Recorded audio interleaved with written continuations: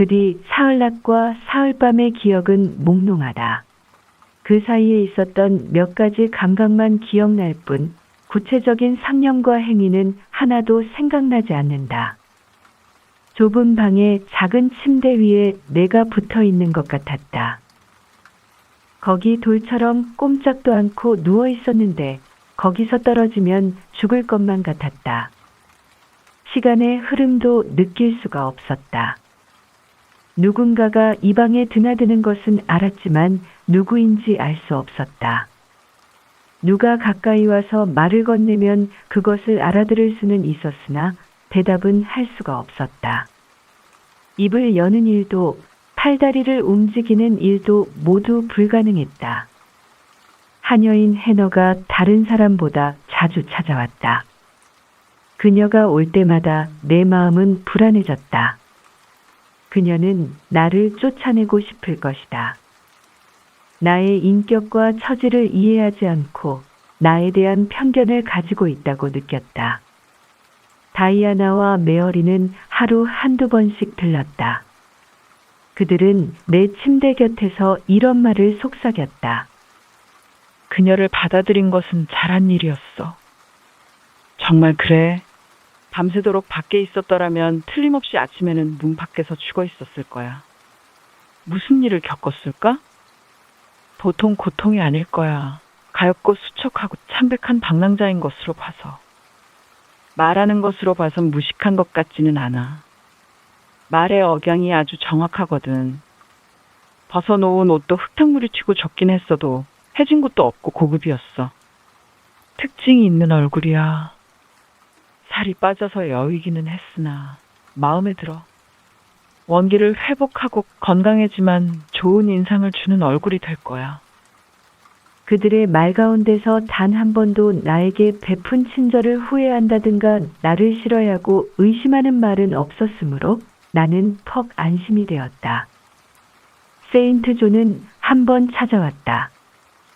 나를 보자 혼수 상태가 계속되는 것은 오랫동안 피로가 쌓인 결과라고 했다.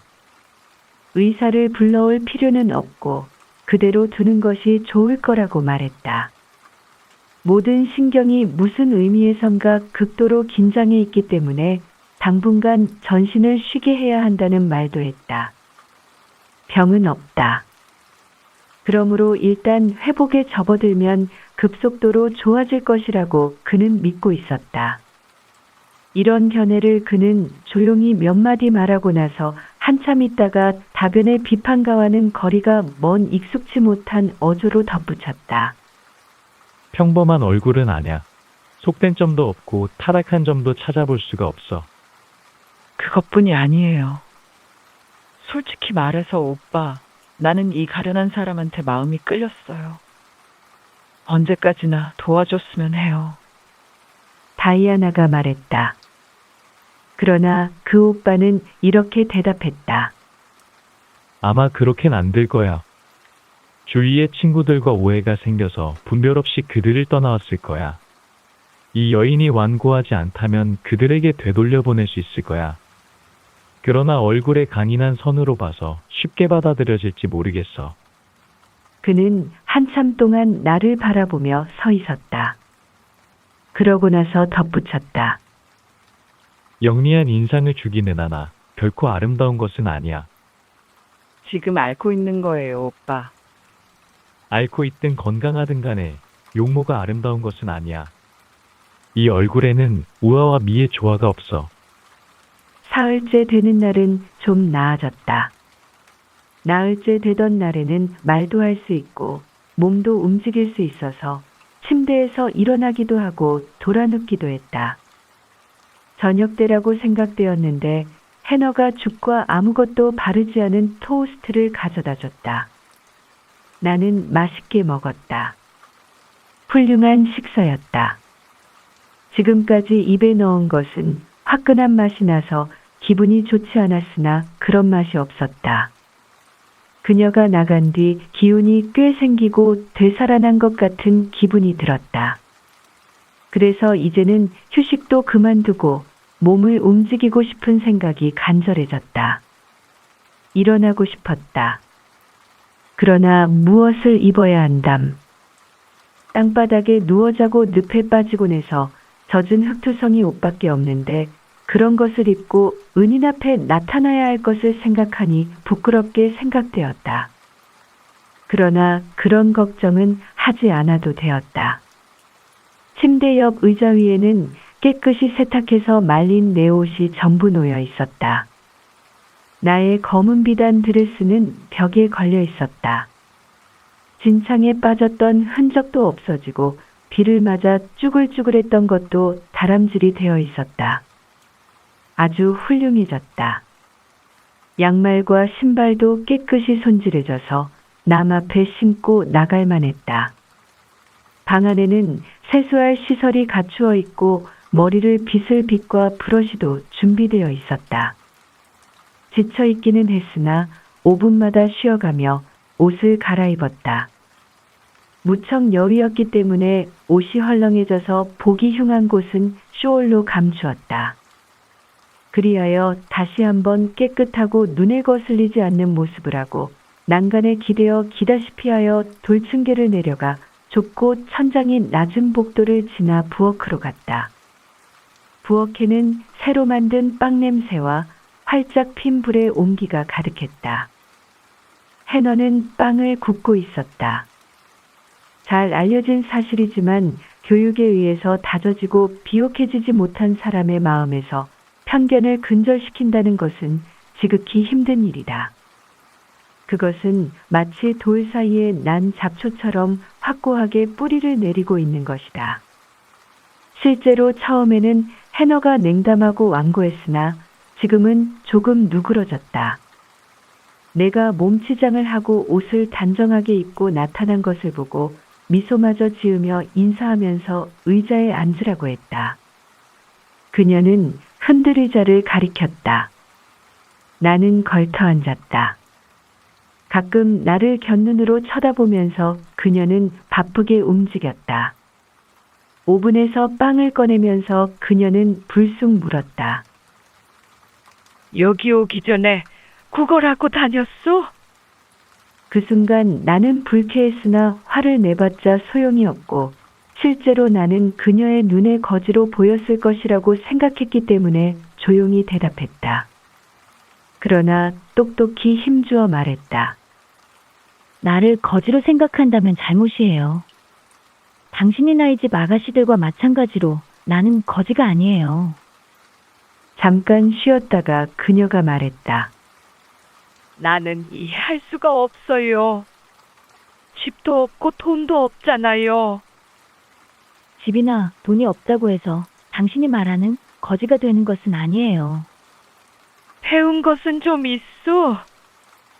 그렇다고 대답하자 그녀는 곧 되물었다. 하지만 기숙학교에 다닌 건 아니잖아. 기숙학교에 8년 있었어요. 그러자 그녀는 눈을 휘둥그레 뜨면서 그런데 왜 혼자 살아가지 못하냐고 다시 물었다. 지금까지 혼자 살아왔고 앞으로도 혼자 살아갈 거예요. 그 구즈베리 열매는 뭘 하려는 거죠? 그녀가 구즈베리 열매가 들어있는 광주리를 꺼내놓는 것을 보고 물었다. 파이를 만들려고요. 이리 주세요. 제가 고를게요. 아니야. 아직은 아무 일도 하지 말아요. 그러나 뭐라도 해야겠어요. 이리 주세요. 그녀는 결국 내 말대로 했다. 옷을 버리면 안 된다고 말하며 깨끗한 수건을 갖다가 내 옷 위에 펴놨다. 한여일은 서툴군. 손을 보면 알 수 있어. 재봉사였던 게로군. 아니에요. 틀렸어요. 내가 무엇을 했던 간에 관심을 갖지 말아줘요. 그 이상 나한테는 신경 쓰지 마시고 이댁 이름이나 좀 알려주세요. 어떤 사람은 마시엔드라고 부르고 어떤 사람은 무어하우스라고 말해요. 그리고 이 집에 살고 있는 신사를 세인트 존이라고 부르나요? 아니야. 그분은 여기 살고 있지 않아요. 잠깐 머물러 계실 분이에요. 그분의 살고 있는 집은 모튼의 자기 교구에 있어요. 그곳의 목사님이세요. 그 말을 들으니 목사관에서 목사를 만나게 해달라고 부탁했을 때 늙은 가정부가 했던 대답이 기억이 났다. 그러면 이 집이 그분의 아버지의 집인가요? 그래요. 아버지 리버즈 씨가 여기 사셨어요. 그리고 전에는 그의 아버지도 할아버지도 증조 할아버지도 사셨지요. 아주머니가 이 댁에 오신 지는 오래됐나요? 30년이나 됐지. 세인트 존 다이아나 아가씨와 메어리 아가씨를 다 내가 길렀다오. 당신이 정직하고 충실한 하인이라는 것은 그것으로 증명되는군요. 그 점은 칭찬받을 만해요. 저를 거지 취급한 것은 유감이지만요. 내가 당신한테 대해서는 잘못 생각했던 것 같아요. 그러나 악당들이 많이 돌아다니고 있어서 그런 것이니 용서해줘요. 더구나 걔도 내쫓을 수 없는 그런 밤의 나를 내쫓으려고 했어요. 그래, 그것은 지나쳤지. 그러나 그렇게 할 수밖에 없었다오. 나보다도 아가씨들을 걱정했거든. 가엾게도 그들에게는 나밖에 도와줄 사람이 없어요. 그러니 내가 조심해야지. 나는 얼마 동안 무거운 침묵을 지켰다. 나를 나쁘게 생각하지 말아요. 해너가 나한테 다시 말했다. 그러나 그렇게 생각하지 않을 수가 없어요. 그 까닭을 말하지요. 나한테 잠자리를 거절했다든가 날더러 협잡꾼이라고 해서가 아니라 당신은 조금 전에 나한테 돈도 없고 집도 없다는 것으로 나를 책망했었죠. 지금까지 이 세상에 살아온 훌륭한 사람 중에도 나처럼 가난한 사람이 있어요. 당신도 기독교인이라면 가난을 죄악으로 생각해서는 안 돼요. 앞으로는 그렇게 생각하지 않겠어요. 세인트 존도 그렇게 말했고 나도 잘못이라는 것을 알았지요. 이제 당신한테 대한 생각은 지금까지 가졌던 것과는 완전히 달라졌어요. 당신은 정말 좋은 사람 같아요. 그러면 좋아요. 용서하겠어요. 우리 악수해요. 밀가루 투성이인 굳은 살이 박힌 손으로 내 손을 잡았다. 다시 한번 마음에서 우러나는 미소가 그녀의 얼굴에 떠오르고 그때부터 우리는 친구가 되었다. 해너는 말하기를 좋아하는 것 같았다. 내가 구즈베리 열매를 고르고 그녀는 파이를 만들 반죽을 만들면서 돌아가신 주인 부부에 관한 얘기며 그녀가 아이들이라고 부르는 젊은 사람들의 얘기를 자세히 해주었다. 돌아간 리버즈 씨는 검소하긴 하나 훌륭한 신사며 드물게 보는 명문가의 출신이었다는 것이다. 마하시엔드 저택을 주택으로 지은 이후 계속 리버즈 가문에서 살아왔다는 것이다. 그리고 해너는 이렇게 단언했다. 세워진 지 200년은 됐어요. 모튼 계곡에 있는 올리버 씨의 저택에 비하면 초라하고 작게 보이겠지요. 그렇지만 빌 올리버의 아버지는 뜨내기 제침업자에 지나지 않아요. 그러나 리버즈 가문은 헨리 왕조 때부터 신사 계급이었지요. 모튼 교회 사무실의 등록부를 보면 곧 알 수 있죠. 그러고는 다음과 같은 것을 인정했다. 돌아가신 주인은 이웃 사람들과 마찬가지로 사냥이라든가 농장이라든가 그런 일을 하는데 여념이 없었다. 그런데 마님은 그와 달랐다는 것이다. 독서를 좋아하고 공부를 많이 했는데 아이들은 어머니를 닮았다고 했다. 이 근처에는 그런 아이들이 없고 과거에도 없었을 것이란다. 새 아이가 다말을 하게 되면서부터 공부를 좋아했단다. 언제나 그들은 독학으로 공부를 했다는 것이다. 세인트 존은 커서 대학을 나와서 목사가 될 생각이었고 딸들은 학교를 나오면 곧 가정교사 일을 할 생각이었다고 한다. 왜냐하면 수년 전 리버즈 씨가 신용을 해서 투자를 했던 사람이 파산했기 때문에 재산상에 많은 손해를 봐서 자녀들에게 재산을 나눠줄 형편이 안 되어서 스스로 자립해야 한다는 것을 어려서부터 알고 있었다. 그래서 그들은 집에 있는 날이 거의 없었으나 지금은 아버지가 돌아가셨기 때문에 2, 3주 동안 체제하고 있다는 것이다. 그러나 그들은 마하시엔드와 모호튼과 주변의 황야를 무척이나 좋아하고 있다는 것이다. 런던이나 그 밖의 큰 도시에 있은 적도 있었으나 항상 태어난 곳이 좋다고 말하곤 했다. 그리고 그들은 사이가 좋아서 결코 싸운 일이 없다는 것이다. 이처럼 화목한 가정이 또 어디 있겠느냐고 말했다. 구즈베리 열매 고르는 일을 끝내자 나는 두 아가씨와 오빠가 지금 어디 있느냐고 물었다. 모튼까지 산책을 나갔는데 이제 반 시간 정도면 차를 마시러 돌아올 거예요. 그들은 해너가 예측했던 시간보다 앞당겨 돌아왔다. 부엌문을 열고 들어온 세인트 존은 나를 보자 다만 머리만 조금 숙였을 뿐 그대로 지나쳤고 두 자매는 걸음을 멈췄다. 메어리는 두세 마디 조용한 말로 내가 계단을 내려올 정도로 건강해져서 기쁘다고 말했다. 다이아나는 내 손을 잡고 머리를 흔들었다. 내려와도 좋다는 내 허가가 있을 때까지는 기다려야 해요. 아직 얼굴빛이 좋지 않고 이렇게 야윈 몸으로 어떻게.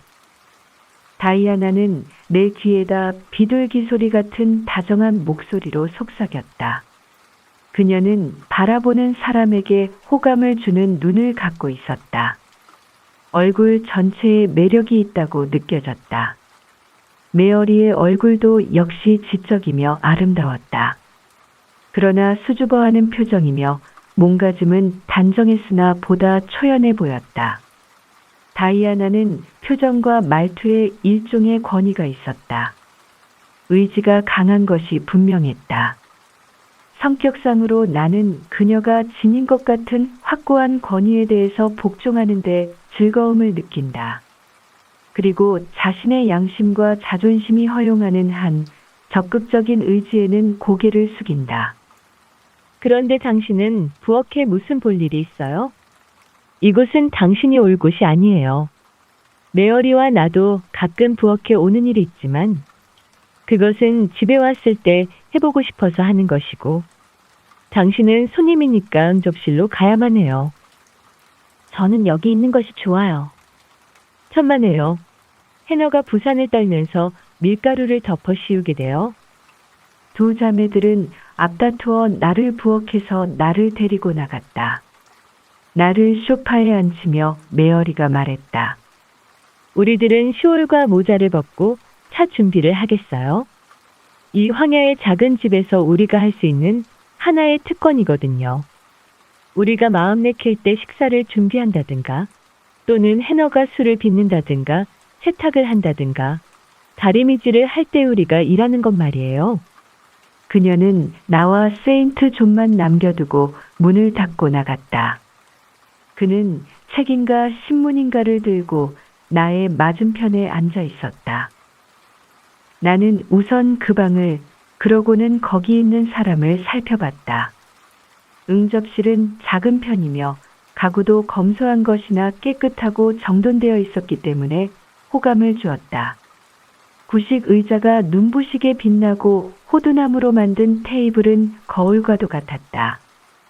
지난 시대의 기묘한 고풍의 남녀 초상화가 몇 점 벽에 걸려 있었고 유리문이 달린 작은 장 속에는 몇 권의 책과 옛날의 도자기 세트가 들어 있었다.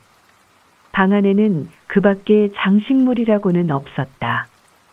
그리고 현대풍의 가구로는 옆 테이블 위에 놓여있는 두 개의 반지꼬리와 자단으로 된 부인용 작은 문갑이 있을 뿐이었다.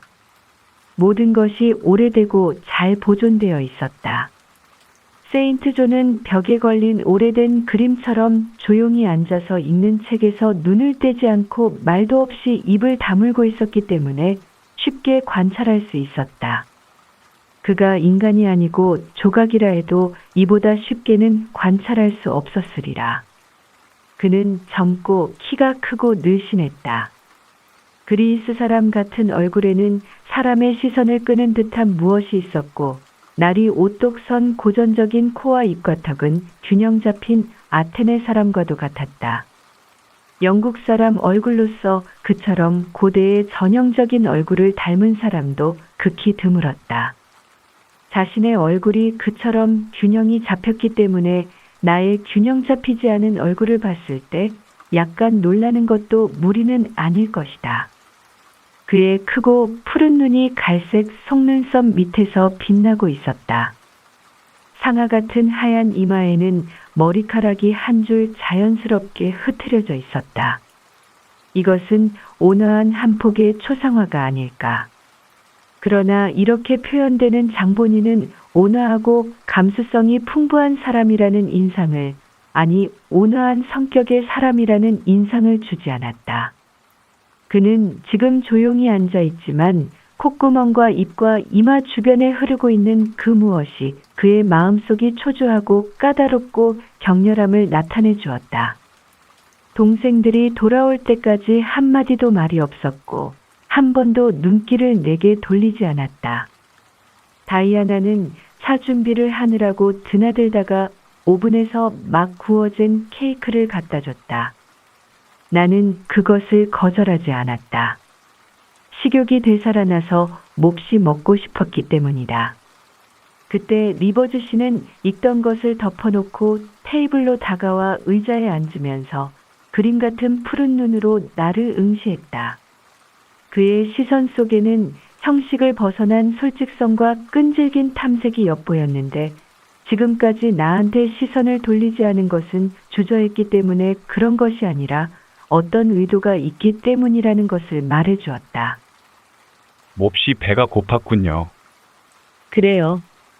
간단한 질문에는 간단히, 솔직한 질문에는 솔직히 대답하는 것이 나의 방법이며 본능적인 나의 태도다. 미열 때문에 2, 3일 굶은 것은 당신을 위해 좋은 일이었어요. 처음부터 왕성한 식욕에 따랐다면 위험했을 겁니다.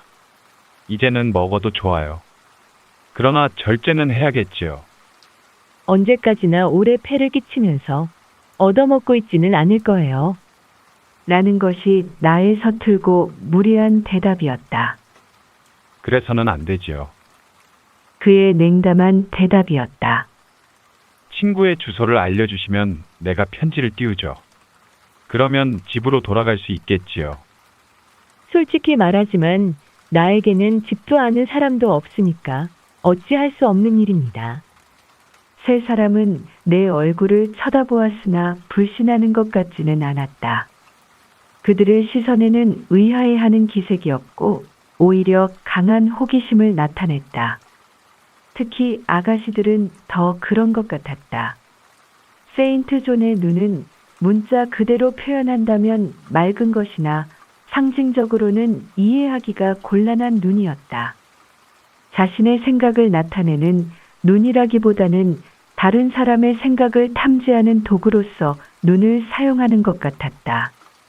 그 눈의 예리함과 신중함의 결합은 사람을 격려하기보다는 당황케 하는데 적절했다. 당신이 말하려는 뜻은 어떤 관계와도 일체 단절되었다는 건가요? 그가 물었다. 맞아요. 살아있는 사람과의 관계는 하나도 없어요. 영국의 어느 집에도 들어가겠다고 요구할 권리가 없어요. 당신 나이로서는 이상한 일인데 이때 그의 시선이 나의 손에 닿는 것을 느꼈다. 손을 테이블 위에 올려놓고 있었다. 거기서 무엇을 찾을 수 있을까 생각해 봤다. 그의 말이 곧 탐색의 뜻을 설명해 주었다. 아직 결혼하지 않았군요. 독신입니까? 다이아나가 웃었다. 이분 아직 17이나 18밖에 되지 않았을 거야. 예, 이제 곧 19이 되지만 아직 결혼하지 않았습니다. 나는 얼굴이 상기되는 것을 느꼈다. 결혼이라는 말을 들으니 마음을 산란하게 하는 괴로운 생각이 떠올랐기 때문이다. 그들은 내가 당황하고 감정이 격한 것을 눈치챘다. 다이아나와 메어리는 상기된 내 얼굴에서 시선을 피함으로써 난처한 입장을 구해주었다. 그러나 동생들보다 냉담하고 엄격한 오빠는 그가 불러일으킨 슬픔으로 내 얼굴을 빨갛게 했을 뿐만 아니라 눈물을 자아내게 할 때까지 계속해서 나를 뚫어지게 바라보았다. 지금까지 어디 살고 있었나요? 세인트 존이 물었다. 너무 꼬치꼬치 묻고 있어요. 메어리가 낮은 목소리로 속삭였으나 그는 테이블에 기대며 다시 한번 엄격하고 예리한 눈으로 나를 쏘아보면서 대답을 재촉했다. 내가 살고 있던 곳과 같이 살던 사람의 이름은 비밀로 하겠어요. 라고 간단히 대답했다.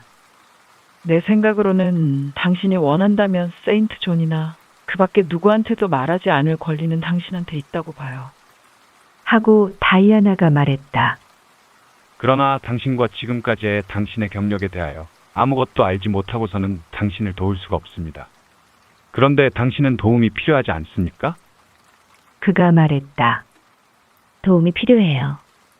진정한 자선가가 내가 할 수 있는 일을 마련해 주기를 바라고 있어요. 근근히 살아갈 정도의 보수라도 족합니다. 나 자신이 자선가인지는 몰라도 그토록 목적이 정직하다면 내 힘이 닿는 데까지 도와주지요. 그러니까 우선 어떤 일을 해왔는지 무슨 일을 할 수 있는지 말해봐요. 나는 차를 한 모금 마셨다. 차를 마시자 술을 들이킨 거인처럼 기운이 솟았다. 쇠약해진 신경에 새로운 자극을 주어 꼬치꼬치 따지는 재판관에게 대담하게 의견을 말했다. 당신과 동생들은 나한테 큰 자비를 베푸셨어요. 위대한 인간만이 할 수 있는 인간애를 보여주셨어요. 여러분의 고귀한 접대로 인해서 나는 죽음에서 구원되었습니다.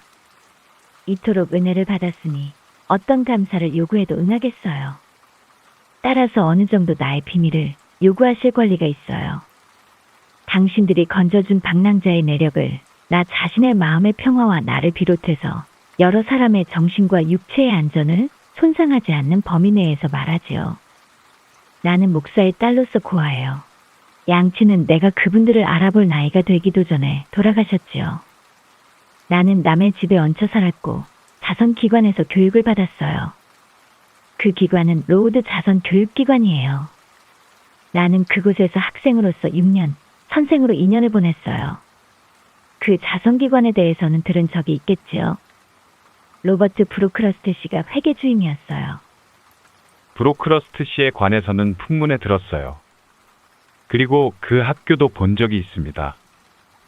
가정교사를 하기 위해서 1년 전쯤 로드를 떠났어요. 좋은 자리였으므로 즐거웠어요. 그 집을 이곳에 오기 4일 전에 떠나야만 했어요. 내가 떠난 이유에 대해서는 설명할 수도 없고 또한 그럴 필요도 없어요. 설사해도 소용없는 일이고 위험하기만 할 뿐 믿어지지 않을 거예요. 나에게 무슨 잘못이 있었던 것은 아니에요. 당신들 세 사람과 마찬가지로 조금이라도 죄를 지은 것은 없어요. 정말 비참하지만 이 상태는 당분간 계속되겠지요. 낙원으로 생각되었던 집에서 나를 추방한 재난은 세상에 드문 기괴하고 무서운 일이었어요. 떠날 준비를 하면서 두 가지, 신속과 비밀만을 생각했어요. 이 두 가지를 확실히 하기 위해서는 작은 보따리 하나만을 가지고 나왔을 뿐 모든 소지품은 남겨두고 올 수밖에 없었어요. 그런데 그 보따리를 서두르고 마음이 산란하다 보니 그만 위트크로스까지 오는 마차 속에 놓고 내렸어요. 그래서 이곳까지 완전히 빈손으로 왔지요. 두 밤을 밖에서 자고 처마 밑이라곤 들어가 보지도 못하고 이틀을 헤맸어요. 그동안 먹을 것을 입에 넣어본 것은 단 2번이었어요. 리버즈 씨, 당신이 이 집 문 앞에서 구해준 것은 기아와 피로와 절망으로 거의 죽기 직전이었어요. 그리고 동생들이 해준 일도 나는 다 알고 있어요. 혼수 상태에 빠져 있긴 했지만 무감각 상태는 아니었으니까요.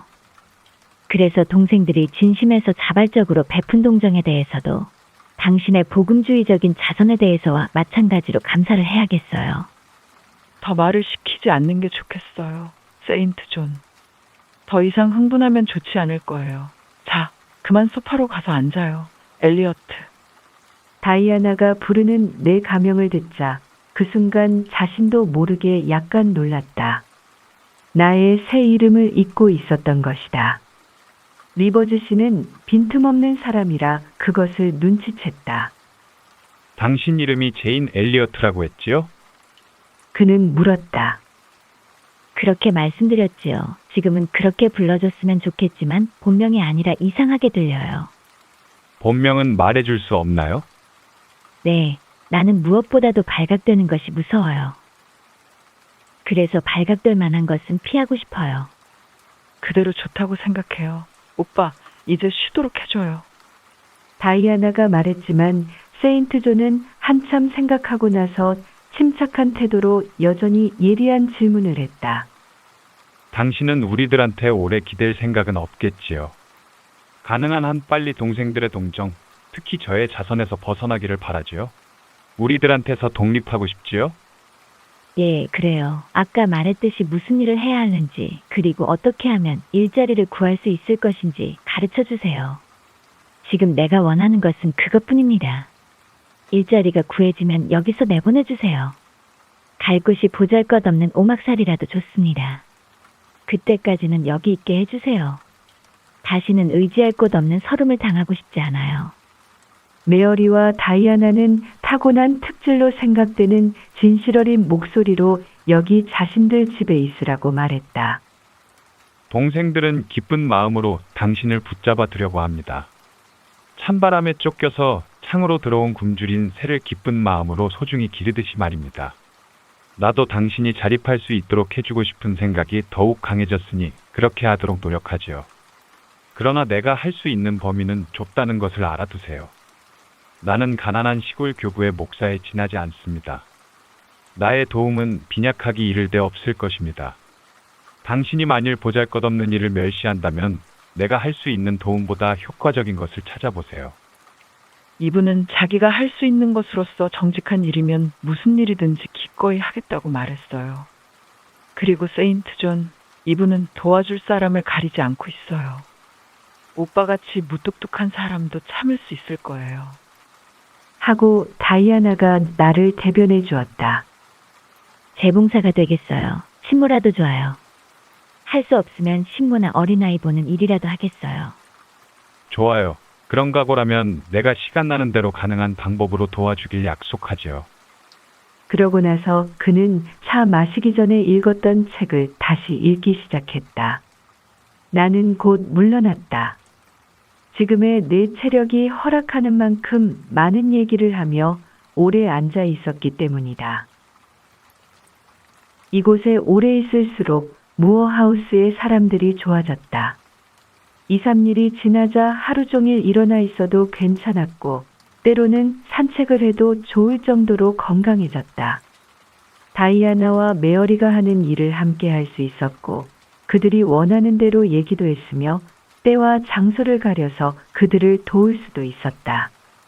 그들과의 교제에서 나는 생기를 불러일으키는 기쁨을 맛보았고 이것은 내가 태어나서 처음으로 경험하는 것이었다. 취미와 감정과 신조가 완전히 합치되는 데서 오는 기쁨이었다. 그들이 읽는 것은 나도 읽고 싶었다. 그들이 즐거워하는 것은 나도 즐거웠다. 그들이 인정하는 것을 나도 존중했다. 그들은 이 외딴 집을 사랑했다. 나도 또한 이 고풍이 깃든 회색 건물의 강하고 영속적인 매력을 느꼈다. 이 건물은 지붕이 낮고 창살이 달린 들창이 있고 벽은 무너져가며 현관까지의 길 양쪽에는 해묵은 전나무가 산에서 불어오는 바람 때문에 비스듬히 자라고 있었다. 정원에는 초목과 감탕나무가 무성해서 어두컴컴했는데 거기에는 추위를 이겨낼 꽃만이 꽃을 피울 정도였다. 그들은 집 뒤와 주변의 자줏빛 들판과 계곡을 이룬 분지에 애착을 느끼고 있었다. 집에서 분지까지는 마차가 다닐 수 있는 자갈길이 통해 있었다. 이 길의 처음은 고사리가 무성한 곳을 돌아서 다음에는 히이드가 무성한 황야에 접해 있는 쓸쓸한 작은 목초지 사이로 통해 있었다. 목초지에는 회색 양떼가 부드러운 얼굴의 새끼들과 함께 풀을 뜯고 있었다. 그들은 열정적인 사랑으로 이 풍경에 매달려 있었다. 나도 그 감정을 이해할 뿐만 아니라 그 힘과 진실에 대해서 매력을 느꼈다. 그리고 이 적막에서 어떤 성스러운 것을 느꼈다. 나의 눈은 굽어진 윤곽을 바라보는 것을 즐겼다. 이키와 히이드꽃과 꽃으로 수놓은 초원과 햇빛에 빛나는 고사리와 부드러운 빛깔의 화강암이 산재해 있는 산마루와 기슭의 갖가지 색깔을 즐겼다. 이 모든 풍경에 대해서 나도 그들과 마찬가지였다. 순수하고 감미로운 풍부한 환희의 원천이었다. 질풍과 순풍, 흐린 날씨와 개인 날씨, 일출과 일몰, 달밤과 어두운 밤, 이런 것들이 여기에서는 그들과 마찬가지로 나한테도 같은 매력을 던졌다. 그들의 마음을 황홀하게 했던 것과 같은 매력으로 내 마음도 사로잡았다. 집안에서도 우리들은 마음이 맞았다. 그들은 나보다 재능이 많았으며 독서도 많이 했다. 나는 열심히 그들의 앞선 지식을 뒤쫓았다. 그들이 빌려준 책을 탐독했고 낮에 읽은 것을 밤에 그들과 토론하는 것이 더할 나위 없는 즐거움이었다. 사상과 사상이 접촉하고 의견과 의견이 만나서 우리는 완전히 하나로 일치되었다. 우리들 셋 중에 가장 뛰어나고 지도 자격인 것은 다이아나였다. 육체적으로도 훨씬 뛰어나 있었다. 미모에다가 활력이 넘쳐 있었으며 그 정력이야말로 생명력이 넘쳐서 때로는 나를 감탄시키기에 충분했다. 초저녁에는 나도 얼마 동안 말참견을 할 수 있으나 처음 시작할 때의 기운이 지치게 되면 나는 다이아나 발치에 놓여있는 의자에 앉아 그녀의 무릎에 머리를 기대고 그녀와 메어리가 번갈아 가면서 내가 무심코 꺼냈던 화제를 가지고 철저하게 규명하는 것을 귀를 기울여 듣곤 했다. 다이아나는 나한테 독일어를 가르쳐 주겠다고 했고 나 또한 그녀에게 배우고 싶어 했다. 교사라는 역할이 그녀를 만족시키고 또한 적격이었으며 나도 학생이라는 역할이 즐겁고 마음에 들었다. 우리들의 성격은 조금도 빈틈없이 일치했다. 서로의 애정이 더할 나위 없이 결속되어 있기 때문이다. 그들은 내가 그림을 그릴 수 있다는 것을 알자 당장에 연필과 화구를 쓸 수 있도록 마련해 주었다. 단 한 가지 그들보다 앞선 그림 그리는 솜씨는 그들을 놀라게 하고 그들의 마음을 끌었다. 메어리는 몇 시간이고 내 옆에 앉아서 내가 그림 그리는 것을 지켜봤다. 그래서 자기도 그림 공부를 시작해 가르치기가 편하고 이해력이 빠른 꾸준한 학생이 되었다. 이렇게 서로가 즐거워하며 지내는 동안에 며칠이 몇 시간처럼 몇 주가 며칠처럼 지나가 버렸다. 나와 그들 사이에 이처럼 자연스럽고 급속도로 진전된 애정이 세인트 존에게는 미치지 않았다. 나와의 사이가 아직 서먹서먹한 이유의 하나는 그가 비교적 집에 있는 시간이 드물다는 것이었다. 그의 시간의 대부분은 교구 안에 여기저기 흩어져 있는 환자라든가 가난한 사람을 방문하는데 할당되어 있었다. 어떠한 날씨도 목사로서의 그의 방문길을 방해하지 못했다. 게이든 비가 오든 간에 아침 학습을 끝내면 모자를 쓰고 아버지가 기르던 늙은 포인터 카알로를 데리고 사랑과 의무의 사명을 다하기 위해서 떠나곤 했다. 가끔 일기라도 나쁜 날이면 동생들이 말릴 때도 있었다. 그러면 쾌활하다기보다는 근엄한 미소를 띠면서 말했다. 바람이 불고 비가 좀 온다고 해서 이런 쉬운 일을 중지할 정도로 나태해 가지고 어떻게 내가 계획하는 장례를 위한 준비가 되겠어? 이런 질문에 대한 다이아나와 메어리의 한결같은 대답은 한숨과 몇 분 동안의 슬픈 표정이었다. 이렇게 집을 비우는 일 이외에도 그와의 친교에 방해가 되는 것이 또 하나 있었다. 그는 털어놓지 않고 항상 마음을 쓰고 있는 깊은 생각에 잠겨 있는 것 같았다. 목사로서 일에 열중하고 있고 그의 생활과 습관은 비난할 점이 하나도 없었으나 그러면서도 성실한 기독교인이나 실천적인 자선가가 응분의 보수로서 누릴 수 있는 정신적인 안정과 내면적인 만족을 즐기지 못하고 있는 것 같았다. 가끔 밤중에 창가에서 책상과 책 앞에 앉아 있으면서도 책을 읽든가 쓰는 일이 없이 턱을 괴고 무엇을 생각하는지는 몰라도 깊은 생각에 잠기곤 했다. 이럴 때 마음이 산란하고 흥분해 있다는 것을 계속해서 그의 눈이 커졌다 작아졌다 하는 것으로 짐작할 수가 있었다. 뿐만 아니라 자연은 그에게 있어서 동생들처럼 기쁨의 원천은 아닌 것 같았다.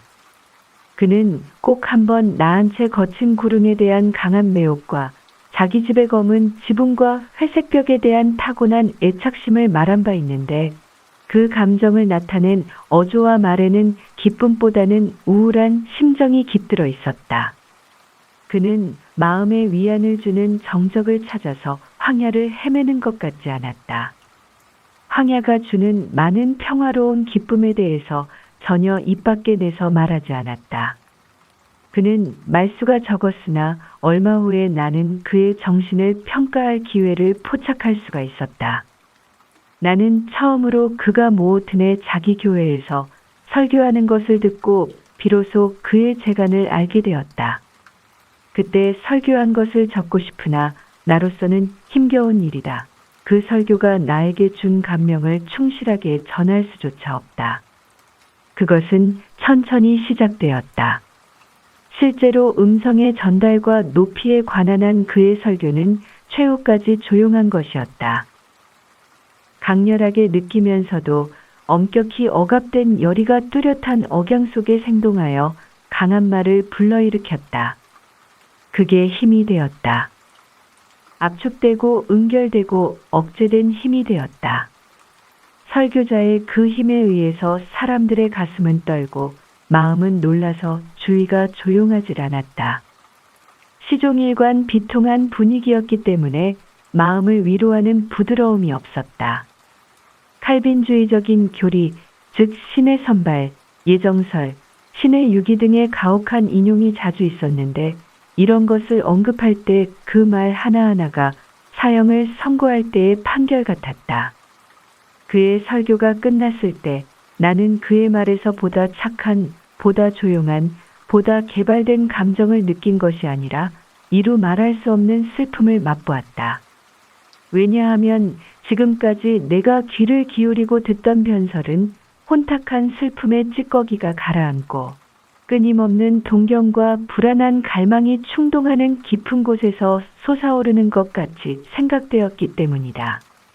틀림없이 세인트 존 리버즈 씨는 순수한 생활을 하고 양심적이며 열의에 차 있긴 하나 모든 지각을 초월한 하느님의 평안을 얻지 못하고 있었다.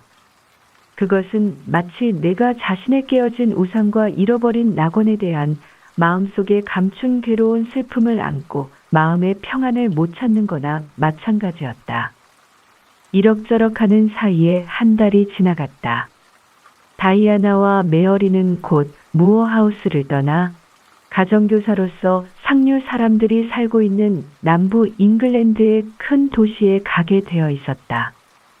지금과는 많이 다른 생활 환경에 접하게 될 것이다.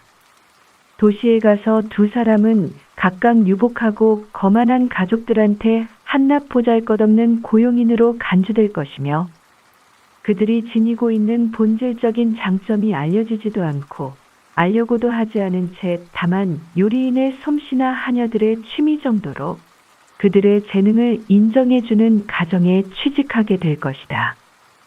세인트 존은 나를 위해서 구해주겠다고 약속했던 일자리에 대해서 아직 아무 말도 없었으나 이제 와서는 무슨 일자리라도 가져야 하겠다는 필요성이 긴급하게 되었다. 어느 날 아침 2, 3분 동안 둘만이 응접실에 있게 되어서 나는 용기를 내어 창가로 가서 질문할 것을 미리 머리에 생각하지 않은 채 말을 꺼내려고 했더니 그가 먼저 입을 열어서 나의 수고를 덜어주었다. 내가 가까이 가자 그는 머리를 들고 나한테 무슨 할 말이 있느냐고 물었다. 나는 나의 일자리에 대해서 궁금하다고 말을 했다. 3주일 전에 당신을 위해서 어떤 일을 생각해 봤어요. 그러나 당신은 이 집에서 필요하고 또한 행복해 보였기 때문에 또 동생들도 확실히 당신한테 마음이 끌렸고 당신과 사귐으로써 전에 없이 기쁨을 느끼고 있기 때문에 그들이 곧 마하시엔드를 떠나게 되어 당신과 헤어져야만 할 때까지는 당신들의 위안을 방해하고 싶지 않았던 것입니다. 그런데 그들은 사오르면 떠나지요? 그래요.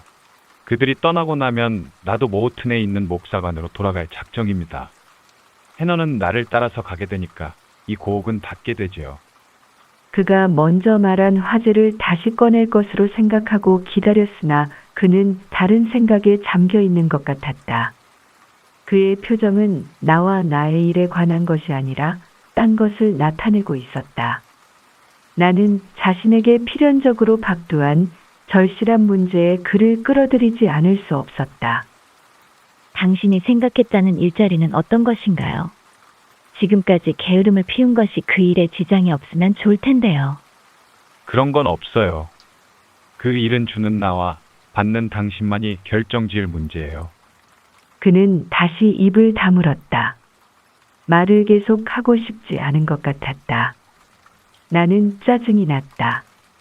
조바심이 나서 한두 번 몸을 움직이고 뜨겁고 애절한 시선을 그에게 보냄으로써 입으로 말한 것과 같은 효과적인 감정을 말하는 것보다 수월하게 전했다.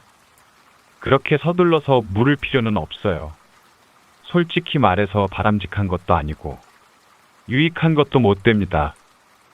설명에 앞서 우선 내가 확실히 말해주었던 주의를 기억해 주세요. 그것은 내가 당신을 돕는다는 것은 마치 장님이 절름발이를 돕는다는 격이었습니다. 나는 가난합니다. 아버지의 부채를 갚고 나니 나에게 주어진 재산은 이 무너져가는 주택과 뒷곁에 있는 상처투성이로 늘어선 전나무들과 전면에 있는 주목과 감탕나무가 무성한 황야처럼 메마른 토지가 조금 있을 따름입니다. 나는 이름도 없는 사람입니다. 리버즈는 오래된 가문이나 세 사람밖에 남지 않은 후손 중에서 둘은 남의 고용살이를 하며 살아야 하고 또 하나는 고국에서 버림받은 인간이라고 생각하고 있습니다. 살아서뿐만 아니라 죽어서까지도 그런 운명을 영광으로 생각하고 있는데 그럴 수밖에 없습니다. 육친들로부터 떠나야 한다는 십자가를 지는 나를, 그리고 자신도 겸손한 회원의 한 사람으로 되어 있는 악과 싸우는 교회가 일어나서 나를 따르라 라고 외치는 나를 열망하고 있습니다. 세인트 존은 마치 설교라도 하듯이 뺨이 하얗게 되어서 눈을 반짝이며 이와 같이 말했다. 그는 말을 계속했다. 이렇게 가난하고 이름도 없는 사람이므로 당신한테 마련해 줄 수 있는 일도 빈약하고 보잘것없는 것일 수밖에 없습니다. 당신은 그것을 품위를 떨어뜨리는 것이라고 생각할 수 있겠지요. 당신의 습관은 누가 봐도 세련된 것이고 당신의 취미는 이상에 기울어져 있고 적어도 당신은 지금까지 교육받은 사람들과 교제해 왔다는 것을 알 수 있습니다. 그러나 이 일은 우리 동포를 향상시키는 일로서 품위를 추락시키는 것은 아니라고 생각합니다.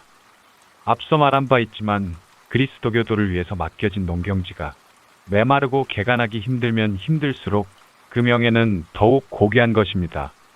그런 상태에서 그의 운명은 개척자의 운명일 수 있습니다. 복음서의 최초의 개척자는 사도들이었고 그들의 우두머리는 구세주 예수였습니다. 그래서요?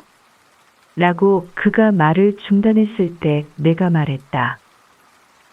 당신은 내가 권하는 일자리를 받아들여서 얼마 동안 계속할 것으로 알고 있습니다.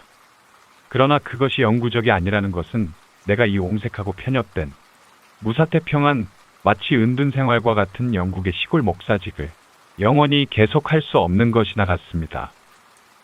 당신의 성질 가운데는 종류는 다르나 나의 그것과 마찬가지로 안일에 거역하려는 성분이 있습니다. 설명해 주세요. 다시 그의 말이 그쳤을 때 나는 재촉했다. 설명하지요. 나의 제안이 아무리 빈약하고 보잘것없고 구속하는 것일지라도 들어주세요. 이제 나는 아버지가 돌아가셨기 때문에 자유로운 행동을 할 수 있으므로 앞으로 오래 모우튼에 머물러 있지는 않을 것입니다. 1년 이내에 이곳을 떠나겠습니다. 그러나 있는 동안만은 이 지방의 향상을 위해서 노력할 작정이지요. 2년 전에 취임했을 때는 모우튼의 학교가 없었습니다. 가난한 사람들의 자제들은 진보의 희망이 끊겨 있었지요. 나는 남자아이들을 위해서 학교를 세웠습니다. 이제 여자아이들을 위해서 또 하나의 학교를 세울 작정입니다. 이 목적을 위해서 건물을 하나 빌렸습니다. 봉급은 연봉 30파운드입니다. 주택에는 이미 어떤 부인의 호의로 간소하나마 충분한 가구를 마련해 두었습니다. 그 부인은 우리 교구의 유일한 부자인 계곡의 바늘 공장과 주물 공장의 주인인 올리버 씨의 외동딸입니다. 이분이 구빈원에서 고아를 한 사람 데려다가 교육비와 의복비를 지출하는 일을 맡겼는데 그것은 선생은 교육하는 일에 바빠서 주택과 학교의 잡무를 자신이 감당할 시간적인 여유가 없기 때문에 그 아이가 돕는 조건으로 되어 있습니다. 이런 학교의 교사직을 맡아주시겠어요?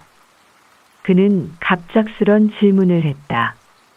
이 제안에 대해서 분개하는 아니면 적어도 경멸하는 거절을 당할까 해서 지레 겁을 먹고 있는 것 같았다. 그는 나의 생각과 기분을 어느 정도 짐작은 하고 있었으나 잘 알고 있지는 못했기 때문에 그 일자리가 나한테 어떻게 생각되는지 몰랐던 것이다. 실제로 그것은 보잘것없는 자리다. 그러나 내 몸을 감쌀 수 있는 곳이다. 내게 필요한 것은 안전한 피난처이다. 그것은 힘든 일이다. 그렇긴 하나 유복한 집 가정교사보다 독립적이다. 남한테 복종을 한다는 것은 이제 신물이 난다. 이 자리는 천한 것이 아니다. 가치가 없는 것도 아니다. 정신적인 품위를 손상시키는 것도 아니다. 나는 결심했다. 제안에 대해 감사합니다. 리버즈 씨, 기꺼이 받아들이겠습니다. 그런데 내 말은 잘 알아들었는지. 시골 학교이며 학생들은 한결같이 가난합니다. 소작인의 자녀들이지요. 잘해야 자장농의 자녀들입니다. 뜨개질, 바느질, 읽기, 쓰기, 세마기 등 일체를 가르쳐야 합니다. 당신의 교양은 어떻게 하지요? 당신 마음의 대부분을 점령하고 있는 정서와 취미 말입니다. 필요할 때까지 간직해 두지요. 그대로 남아있을 거예요. 그러면 당신이 맡은 일이 무엇인지 알겠지요? 그는 비로소 미소를 지었다. 슬프고 쓸쓸한 것이 아니라 마음속에서 우러나오는 깊은 만족의 미소였다. 학교는 언제부터 시작하죠? 내일 목사관으로 가는데 당신 사정이 허락한다면 다음 주에 개교하도록 하겠습니다. 좋아요. 그렇게 하기로 해요. 그는 일어서서 방안을 걸었다. 조용히 서서 다시 나를 쳐다보더니 머리를 흔들었다. 무엇이 불만이신가요, 모튼 씨? 당신은 모우튼에 오래 머물러 있지 않을 것입니다. 단연코. 왜요? 왜 그런 말을 하세요? 당신 눈에서 그것을 읽을 수가 있어요. 그것은 평탄하고 무사한 인생 행로를 약속해주는 눈이 아니에요. 나는 야심 같은 건 없어요. 야심이라는 말에 그는 깜짝 놀라며 말했다. 아니, 무엇 때문에 야심이란 걸 생각했습니까? 누가 야심을 가졌단 말인가요? 나는 자신이 그렇다는 것을 알고 있으나 그것을 어떻게 알아냈지요? 나는 내 얘기를 하고 있었어요. 당신이 야심이 없다면 당신은 그는 말을 멈추었다. 정열적이라고 말하려고 했지요. 그러나 그 말에 대해서 오해가 있을 것 같고 불쾌하게 생각할 것 같았어요. 내가 말하려는 것은 남을 사랑하고 동정하는 마음이 당신을 강하게 지배하고 있다는 거예요. 당신은 한가한 시간을 고독 속에서 보낸다든가 일할 시간을 자극이 없는 단조로운 노동에 바치는 것을 오랫동안 만족하고 있지 않을 것으로 생각해요. 마치 내가 늪속에 묻히고 산속에 갇혀서 신이 부여한 천성을 배반하고 하늘이 준 능력을 마비시키면서 자신이 무용지물로 되어가는 것을 만족하지 않는 것이나 같습니다. 나 자신이 자기 모순에 빠져 있다는 것을 알겠지요. 천한 직업에도 만족하라고 설교를 하고 나무꾼이나 물장수도 신에게 봉사하는 천직이라고 정당화하는 성직자인 나는 미칠 정도로 초조하기 짝이 없습니다. 나의 성벽과 신조를 어떻게 해서든지 조화시켜야겠습니다. 그는 방에서 나갔다. 이 짧은 시간에 나는 그에 대해서 지난 한 달 동안에 알게 된 것보다 더 많은 것을 알았다. 그렇긴 하나 역시 그에게는 모를 것이 많았다. 다이아나와 메어리 자매는 오빠와 집을 떠날 날이 가까워짐에 따라 점점 슬퍼하고 말이 없었다. 둘이 다 평상시와 다름없이 태어나려고 했으나 그들이 싸워야 할 슬픔은 정복되지도 않고 감추어지지도 않았다. 이번 이별은 지금까지 경험해온 것과는 다르다는 것을 다이아나가 암시했다. 아마도 세인트 존과는 오랜 이별이 될 것이다. 어쩌면 일생을 두고 못 만날 이별일지도 모르겠다. 오빠는 오랫동안 결심한 계획 때문에 모든 것을 희생시키려는 거예요. 다이아나가 말했다. 보다 절실한 육친에 대한 애정까지도. 세인트 존은 태어난 얼굴을 하고 있어도 생명 속에는 열병을 감추고 있어요. 당신은 오빠를 온순한 사람으로 생각하겠지만 어떤 면에서는 죽음처럼 가혹해요. 그런데 가장 나쁜 것은 오빠를 설득해 가혹한 결정을 번복하도록 하는 것은 내 양심이 허락하지 않는다는 거예요. 나는 순간이나마 이 일 때문에 오빠를 책망할 수는 없어요. 그것은 정당하고 고귀하고 기독교인다운 행동이니까요. 그런데도 역시 마음이 괴로워요. 그녀의 아름다운 두 눈에선 눈물이 쏟아졌다.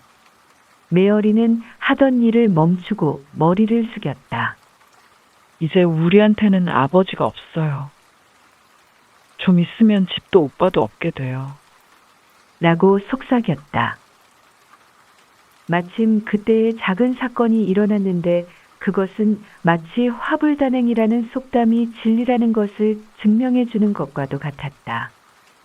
그리고 그들의 고통에 뜻하지 않았던 실수 때문에 가지게 되는 것 같은 짜증을 더해주려고 운명이 고의로 그렇게 한 것 같았다.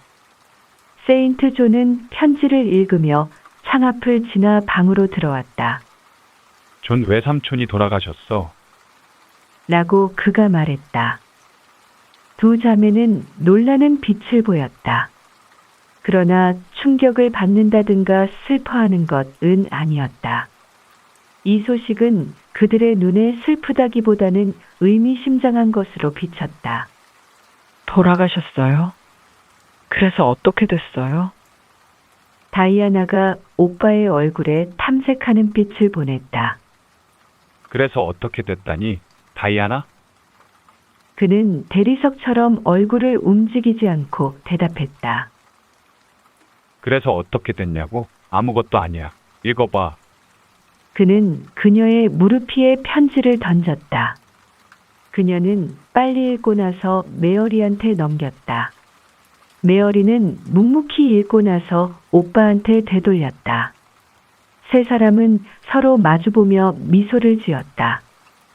쓸쓸하고 울적한 미소였다. 아멘, 우리는 이대로도 잘 살아갈 수 있어. 어쨌든 이 일 때문에 지금보다 나빠지지는 않을 거야. 메어리가 말했다. 다만 어떻게 됐을 수도 있었는데 하는 상상을 강요해 줄 뿐이야. 하고 리버즈 씨가 말했다. 그리고 지금 상태와 그것과의 너무나 엄청난 대조를 실감시켜.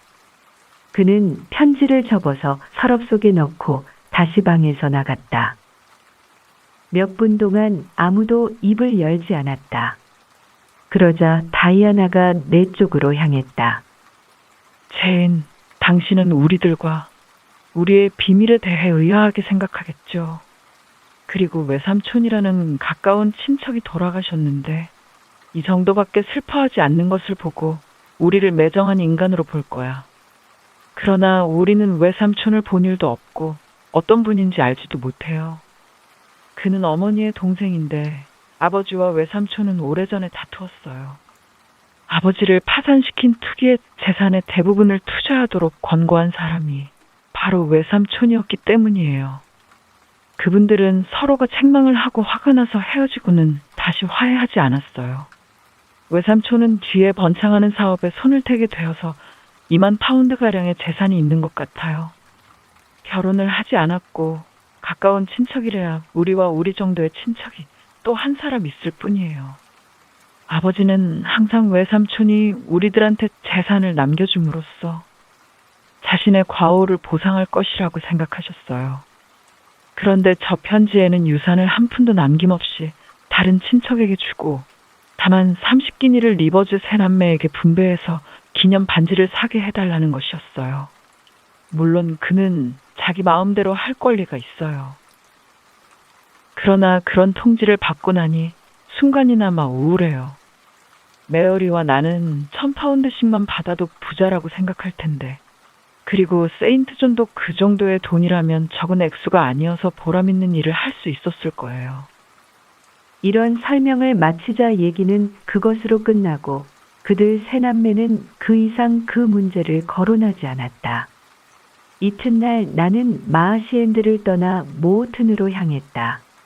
그 다음날 다이아나와 메어리는 먼 곳에 있는 도시를 향해 떠났다. 일주일 후에 리버지씨와 해너는 목사관으로 돌아갔다. 이리하여 오래된 옛집은 돌보지 않게 되었다. 마침내 내가 정착하게 된 나의 집은 작은 집이었다. 하얗게 칠한 벽과 모래빛의 마룻바닥으로 된 작은 방에는 4개의 칠을 한 의자와 1개의 테이블과 시계와 2-3개의 접시와 델프트산의 찻잔이 들어있는 찬장이 있었다. 2층에 있는 식당만한 크기의 침실에는 전나무로 된 침대와 작지만 얼마 안 되는 내 옷가지를 넣기에는 충분한 옷장이 있었다. 친절하고 너그러운 친구의 덕분으로 필요하다고 생각되는 것은 거의 다 갖추어졌고 옷가지도 늘어났다. 저녁 무렵이다. 하녀의 일을 맡고 있는 고아에게 오렌지를 1개 선물로 주어서 보냈다. 지금 나는 혼자서 난로가에 앉아 있다. 오늘 아침에 마을 학교가 열렸다. 학생은 20명이었다. 그중 3명만이 글을 읽을 수 있을 정도였고 쓴다든가 계산을 할 수 있는 학생은 한 사람도 없었다. 뜨개질을 할 수 있는 학생이 몇 명 되고 바느질을 조금 하는 학생이 2-3대였다. 그들의 말은 완전히 이 지방의 사투리 투성이었다. 지금으로서는 그들과 나는 서로 상대방의 말을 이해하지 못할 정도이다. 그 중에는 무지할 뿐만 아니라 행실이 거칠고 우락부락해서 다루기 힘든 아이가 있는가 하면 얌전하고 배우려는 의욕을 가진 마음에 드는 성품을 갖고 있는 학생도 있었다. 이런 소박한 옷을 입은 농민의 아이들도 명문가의 혈통을 이어받은 아이들 못지않은 육체를 가질 수 있으며 타고난 장점과 세련과 총명과 친절의 싹이 그들의 마음 가운데도 출신이 좋은 아이들과 마찬가지로 싹트고 있을지도 모른다는 것을 잊어서는 안 되겠다. 나의 의무는 이 싹을 성장시키는 일이다. 이 직책을 완수할 수 있다면 틀림없이 기쁨을 느끼게 될 것이다. 앞으로 나에게 전개될 생활이 즐거울 것이라고 기대는 하지 않지만 마음을 안정하고 내 능력을 제대로 발휘한다면 틀림없이 하루하루 살아가는 보람은 느낄 것이다. 오늘 아침 나절과 오후에 횡덩그렁하고 초라한 교실에서 보낸 시간이 나에게 정말로 즐겁고 안정되고 만족을 주었을까? 솔직히 말하면 아니었다. 어느 정도 처량한 생각이 들었다. 나는 어리석게도 격이 떨어지는 것 같은 생각이 들었다. 사회생활이라는 계단에서 향상이라기보다는 오히려 한 계단 물러서는 것이 아닌가 하는 의심이 생겼다. 주변에서 들리는 것, 보이는 것 하나하나가 모두 무지와 빈곤과 조잡이라는데 나는 어이없이 실망했다. 그러나 이런 감정 때문에 자신을 지나치게 증오하든가 경멸해서는 안 되겠다. 그런 감정이 잘못이라는 것을 깨달았다는 자체가 커다란 진보다. 이것을 극복하도록 노력하리라. 내일이면 어느 정도 억제할 수 있을 것이며 2, 3주만 지나면 완전히 정복되겠지. 그리고 2, 3개월 뒤에는 아마도 학생의 진보와 향상의 변화를 보고 여모는 만족으로 변하겠지. 그런데 자신에게 한 가지 질문을 해야겠다. 어떤 것이 나은 것인지. 유혹에 굴복하고 정열에 귀를 기울이고 괴로운 노력도 하지 않고 몸부림도 없이 비단 같은 함정에 빠져 그것을 덮어주는 꽃 속에서 잠이 들고 남국의 화려한 별장에서 깨어나고 로체스터시의 정부로서 프랑스에 거주하며 대부분의 시간을 그의 애정으로 황홀하게 보내는 것과 왜냐하면 확실히 그는 얼마 동안은 마음으로부터 나를 사랑해 줄 테니까. 그는 확실히 나를 사랑해 주었어. 그처럼 나를 사랑해 줄 사람은 앞으로 다시는 없을 거야. 아름다움과 청춘과 우아함에 바쳤던 그처럼 감미로웠던 말을 다시는 듣지 못할 거야. 그 누구도 나에게 그런 매력이 있다고 느끼지는 않을 테니까. 그는 나를 사랑하고 그것을 자랑으로 생각했었지. 이것은 다른 누구한테서도 바랄 수 없는 것이야. 그런데 나는 어디를 방황하며 무엇을 짓거리며 더구나 무엇을 생각하고 있지? 어느 것이 좋을는지 물었잖아. 마르세유의 바보의 낙원에서 노예가 되어 얼마 동안은 기만적인 행복에 도취됐다가 다음에는 후회와 굴욕의 괴로운 눈물로 허덕이는 것과 건강한 영국 중부지방의 싱그러운 바람이 부는 산속에 묻혀 자유롭고 성실한 시골 여교사가 되는 것과 그렇다. 도의와 법률을 준수해서 마음이 흩어졌던 한때의 광기 어린 충동을 배척했던 것이 옳았다는 생각이 든다. 신은 올바른 선택을 하도록 나를 인도해 주었다. 이처럼 나를 인도해 준 신에게 감사드린다.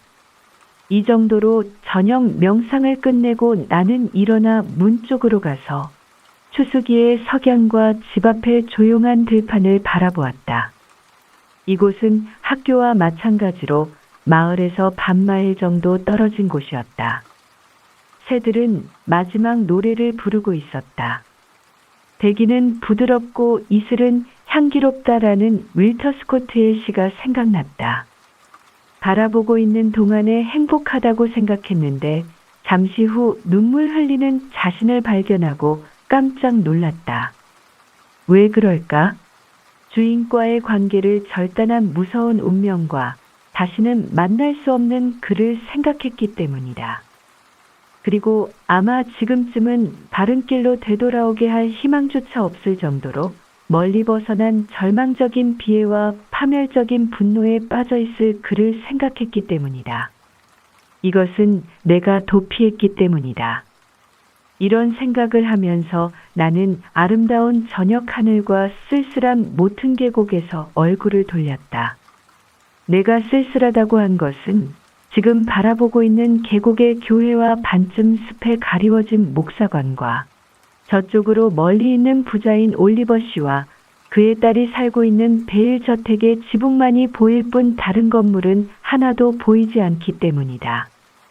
나는 눈을 감고 돌로 된 문기둥에 머리를 기대고 있었는데 나의 집 작은 뜰과 목장 사이에 있는 쪽문 근처에서 소리가 나기에 머리를 들었다. 개 한 마리가 코끝으로 문을 밀고 세인트 존은 팔짱을 낀 채 문에 기대고 있었다. 그는 눈썹을 찌푸리고 기분이 언짢은 듯이 근엄한 시선으로 나를 바라보고 있었다. 나는 들어오기를 청했다. 아니, 들어갈 수는 없어요. 동생들이 당신을 위해서 보낸 작은 보따리를 갖고 왔어요. 화구와 연필과 종이가 들어 있을 겁니다. 나는 그것을 받으러 다가섰다. 고마운 선물이다. 내가 다가갔을 때 그가 내 얼굴을 뚫어지게 바라보는 것을 느꼈다. 틀림없이 눈물 자국이 보였을 것이다. 첫날 일이 생각했던 것보다 힘들었나요? 그가 물었다. 아니에요. 그와는 반대로 조금 지나면 학생들도 잘할 수 있을 거라고 생각되었어요. 그러나 이 시설과 이 집 가구는 예상을 뒤집었지요? 정말 초라하기 짝이 없습니다. 내가 그의 말을 중단시켰다. 이 집은 깨끗하고 비바람도 능히 견뎌낼 것입니다. 가구도 충분해요.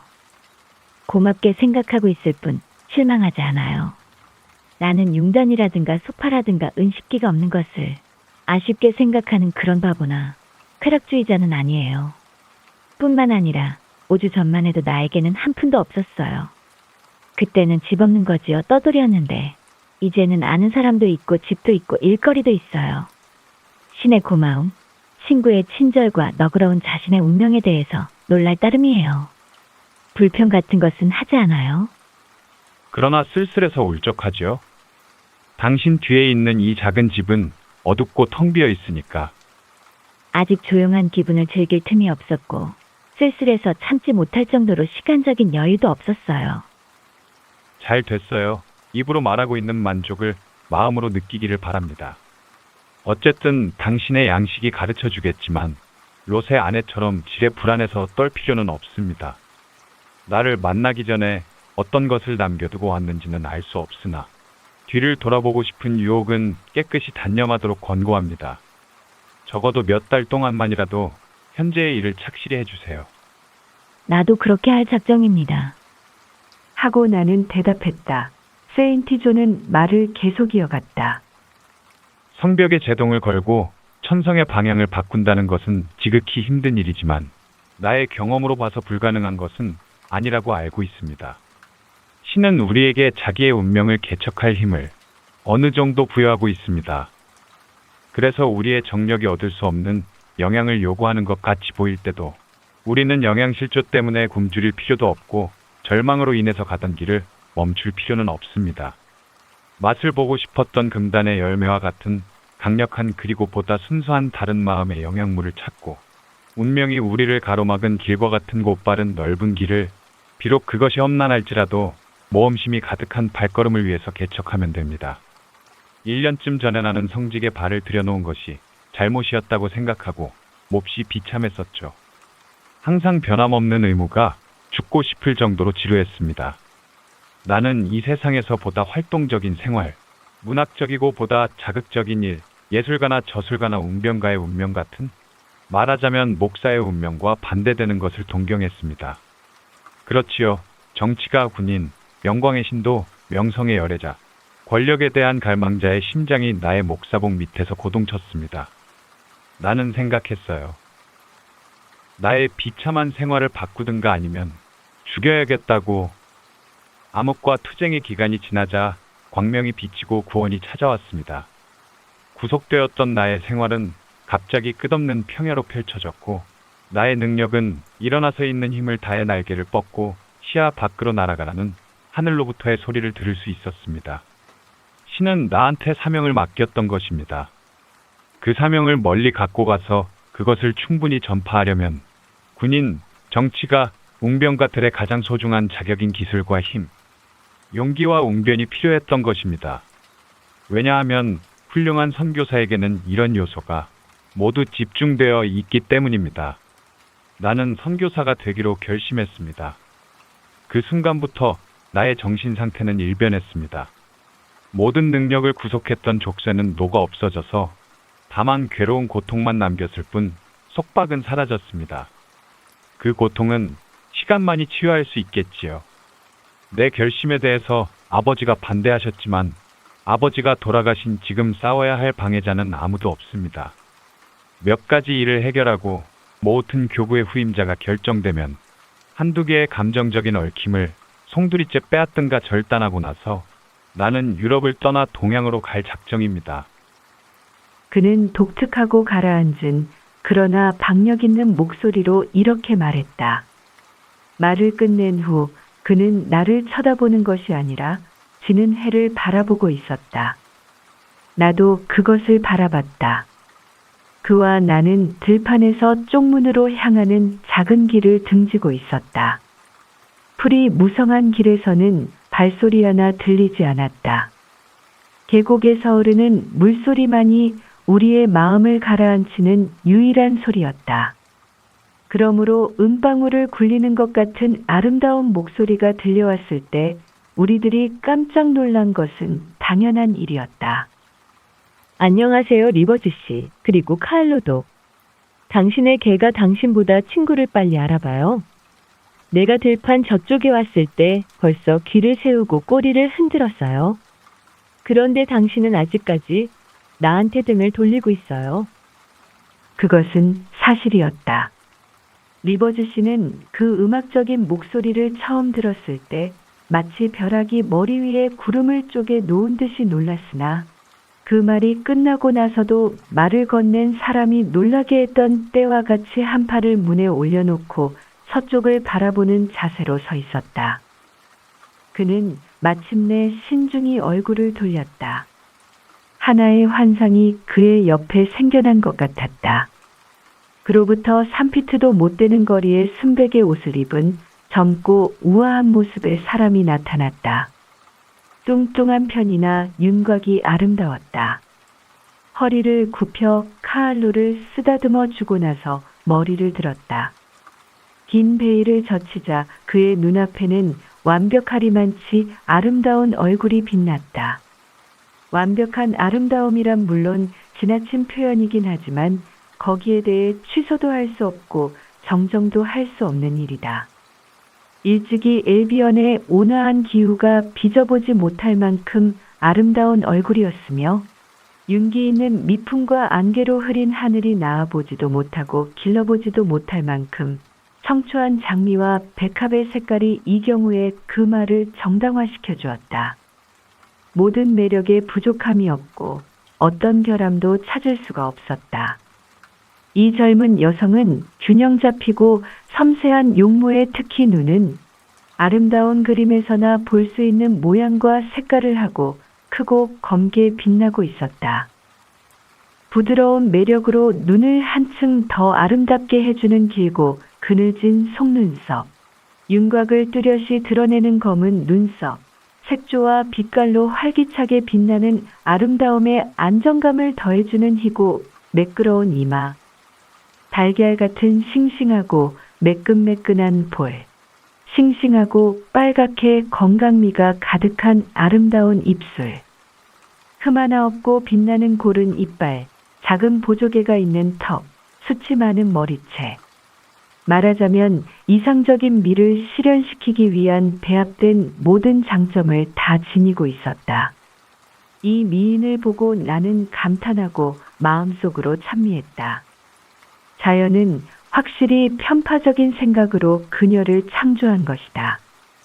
그리하여 항상 하듯이 계모처럼 인색하게 선물을 준 것이 아니라 할머니처럼 아낌없이 풍부한 사랑을 선물을 했던 것이다.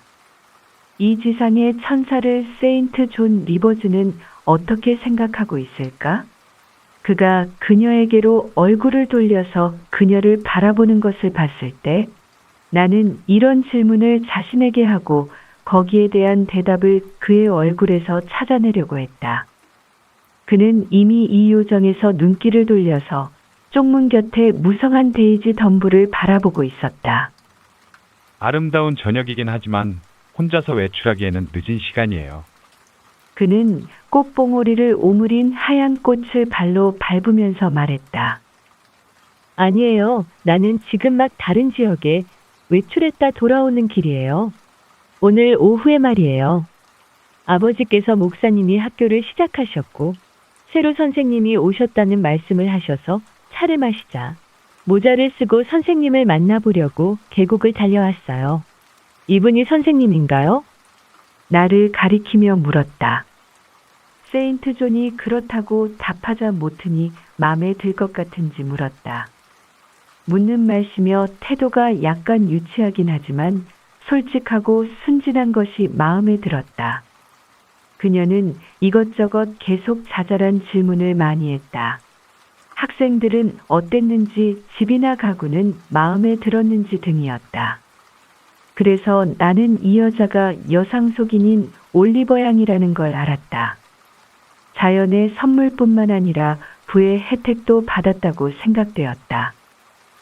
어쩌면 그녀는 그토록 행복한 별자리에 태어났을까?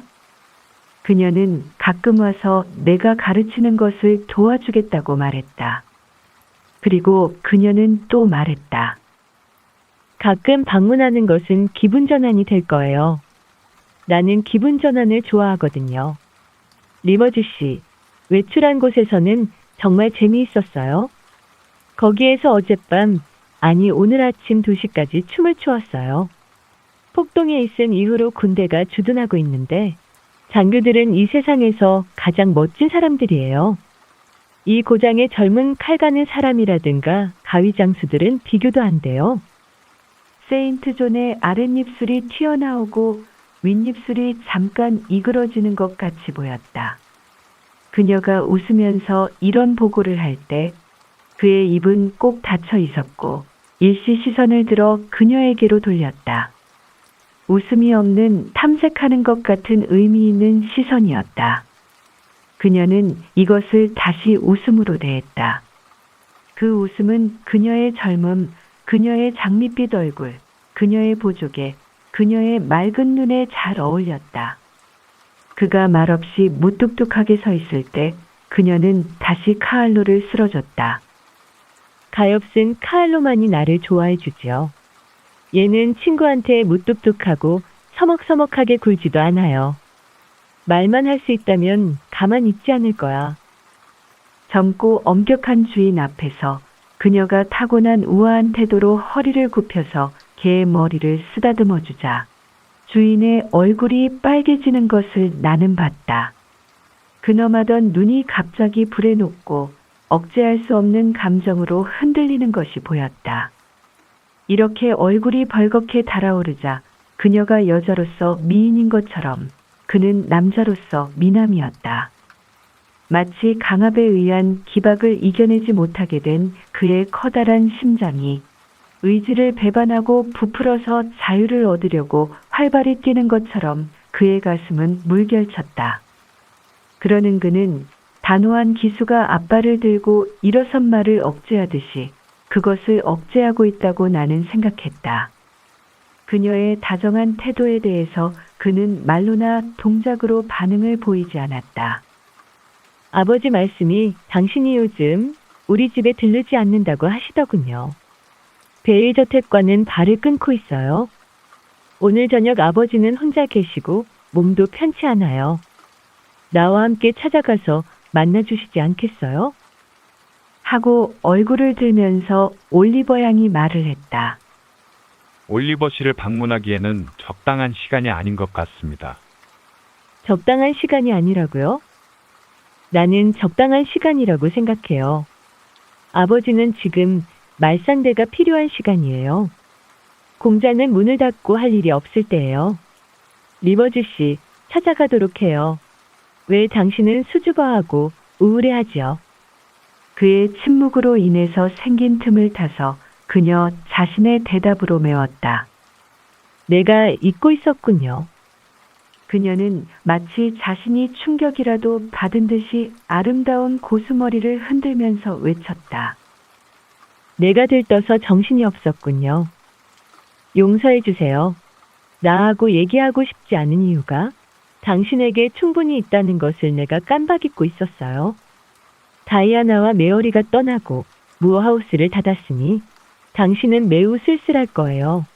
안 됐어요. 제발 찾아와서 아버지를 만나주세요. 오늘 저녁에는 안 되겠어요. 로저먼드 양, 오늘 저녁에는 세인트 존이 자동인형처럼 말했다. 이렇게 거절하는데 얼마나 많은 노력이 필요한가는 자신만이 알 수 있을 것이다. 그렇게 완강히 거절하면 나는 가야겠어요. 더 있을 필요가 없어요. 이슬도 내리기 시작했군요. 안녕히 주무세요. 그녀는 손을 내밀었다. 그는 잠깐 손을 잡았을 뿐이었다. 그도 잘 자라는 인사를 메아리 치듯이 낳고 공허한 목소리로 되풀이했다. 그녀는 돌아섰다. 그러나 잠시 후에 다시 돌아섰다. 어디 편찮으세요? 그녀가 물었다. 그녀가 그런 질문을 할 만했다. 그의 얼굴은 그녀가 입은 옷처럼 창백했다. 괜찮습니다. 그는 이렇게 잘라 말해버리고는 머리를 숙여 인사를 하고 문을 떠났다. 그녀는 한쪽 길로 가고 그는 또 다른 길로 갔다. 그녀는 요정처럼 가벼운 걸음걸이로 들판을 걸어가면서 2번 머리를 돌려 그의 뒤를 바라봤다. 그런데 그는 한 번도 돌아보지 않고 성큼성큼 걸어갔다. 다른 사람의 고통과 희생의 광경을 보자 지금까지 자신만을 생각하던 생각이 밖으로 돌려졌다.